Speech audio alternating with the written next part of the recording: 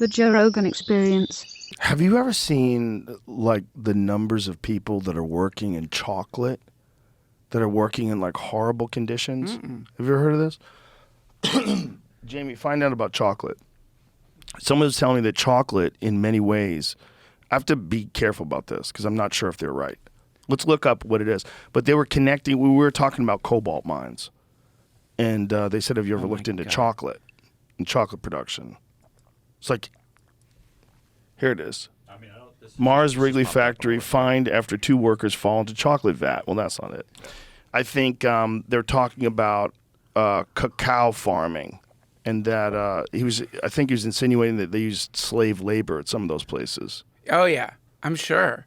I mean, that's the God. Who was I talking to, man? God damn it! I have such a soggy brain. Oh man, they were talking about how they child labor and slavery in the chocolate industry. This is it. Jesus Christ. Okay, can you make that larger for my shitty eyes? Chocolate is a product of the cacao bean, which grows primarily in the tropical climates of Western Africa, Asia, and Latin America. The cacao bean is more commonly referred to as cocoa.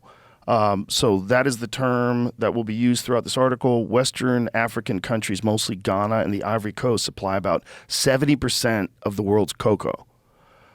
Is it coca or cocoa? How do you say I that? don't know. Because I always say cocoa, like I hot don't know. cocoa. Cacao. Cacao. This shitty healthy chocolate. COCOA, but it's not cacao because the cacao bean, and then it's coca. Cocoa. Okay. The coca they grow, sorry everybody, chocolate they grow and harvest is sold to a majority of chocolate companies, including the largest in the world. In the past few decades, a handful of organizations and journalists have exposed the widespread use of child labor and in some cases slavery on coca farms in Western Africa. Child labor has been found on coca farms in Cameroon, Guinea, Nigeria, Sierra Leone, although since most of Western Africa is coca grown in Ghana and the Ivory Coast, the majority of child labor cases have been documented in those 2 countries. Fuck. Yeah. You don't like it says Brazil too. Scroll up a little bit. You just don't think that, do you? No. When you're eating a Kit Kat. In recent years, evidence has also surfaced of both child labor and slavery on coca farms in Brazil. Coca workers there face many of the same abuses as those on coca farms in Western Africa.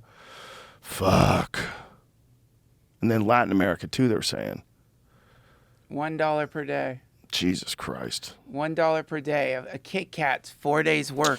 Isn't it crazy that chocolate is like love and there's like chocolate stores, come in and buy chocolate. Like Valentine's if you walk Day. by a chocolate store, you never say, oh, child labor. Oh, yeah. A lot of kids died for that fucking chocolate you're giving for your... A lot of little, tiny, unformed bodies are being forced to dig holes in the ground. Dig holes, just getting Carry sick, shit. getting malaria. Ugh.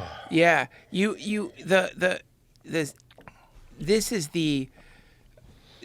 oh God, I'm sorry whoever told me this.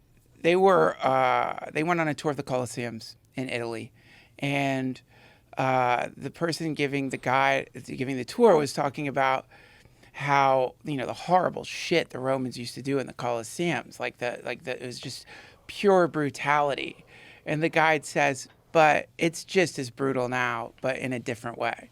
And that's what she's talking about. It's like, yeah, we don't have Colosseums where we're like throwing Christians to lions and laughing as they get eaten by a lion. But we, most things that you are indulging in is just something fun, a little bit of chocolate, your fucking iPhones, the Cobalt, whatever it is just soaked in misery and violence and suffering. Like the whole thing still is interconnected. Yeah. I mean, now that being said, what are you supposed to do about that? Are you gonna stop eating chocolate or using your phone? Well, that's what's crazy. It's like they've got us addicted. Particularly, well, chocolate would be an easier one, but phones. We are all willingly addicted to these things. We are all checking our email and posting stuff and, using it for our podcasts and you're using it. It's a device. It's important. You have to have it. You have to have it. But it's all connected. Right. to cobalt mining, which is one of the most horrific things that's happening right now on planet Earth. And if people in the cities in America were forced to live like that, everyone would be up in arms.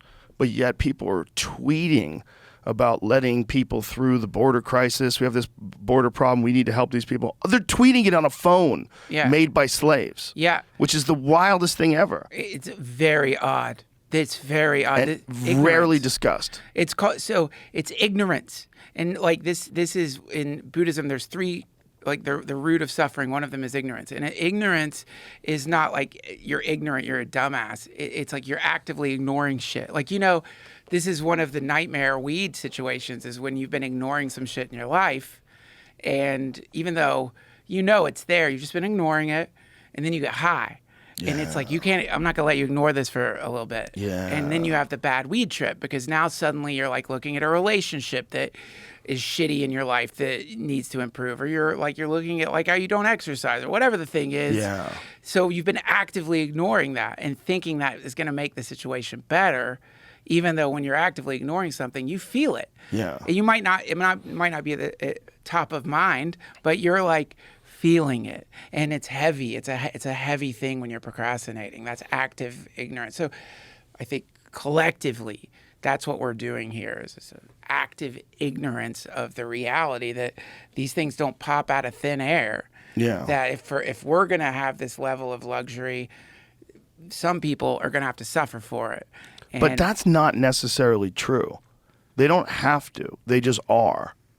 It's not like you couldn't figure out a way where the company profits slightly less, the people live far better, and phones cost reasonably close to what they cost to now. You look at a company like Apple, just the amount of money that they've generated from devices, and what percentage of it is phones? What percentage of what they sell involves cobalt? I mean, most of their lithium-ion battery products, cobalt is like some sort of a stabilizer or something. No idea. Siddharth Kara, who wrote that book on cobalt, who came on the podcast and had this, it was one of the most heavy podcasts I've ever done, because you're sitting here, and he's exposing how these people are living, how these 19-year-old mothers have babies on their backs, and they're digging into these hills to get cobalt, and the dust is coming up, and it's horrific for them. Terrible health consequences. They're being poisoned, and they're making no money, and they have no electricity. Yeah, and don't forget that those cobalt mines are not even owned by Africans. They're usually owned by like Chinese. Yeah, and if you just imagined that instead those people lived in an economically thriving town like Detroit was when they were putting together automobiles. Like Detroit at one point in time was one of the richest cities in the country. Yeah. Detroit was a huge hub. There was beautiful cars everywhere. America was making these cars, and they were selling like crazy. The industry was booming, and then they pulled it all out. Yeah. And then the city imploded. Like if you went to Detroit when did Detroit fall apart? When did the auto manufacturers pull a giant chunk of their production out of Detroit? What year was that? Because it's a very stark cliff economically. It's like Roger and Me when he made that documentary. Oh yeah, 1960s. When a building boom pushed people to the suburbs. Population plummeted to 700,000 with the highest unemployment rate, more than 16% in any major American city. Yeah. So it started with the building boom, pushed back people into the suburbs, but I think the big one was the automobile. So what is Detroit's downfall? Yeah, it's the heavily automobile-centric industrial landscape of Detroit, established in the first half of the 20th century, led to rapid declines in population and economic output after automotive decentralization. I think that means that they took their factories to other countries with fewer regulations. It's exactly what they did.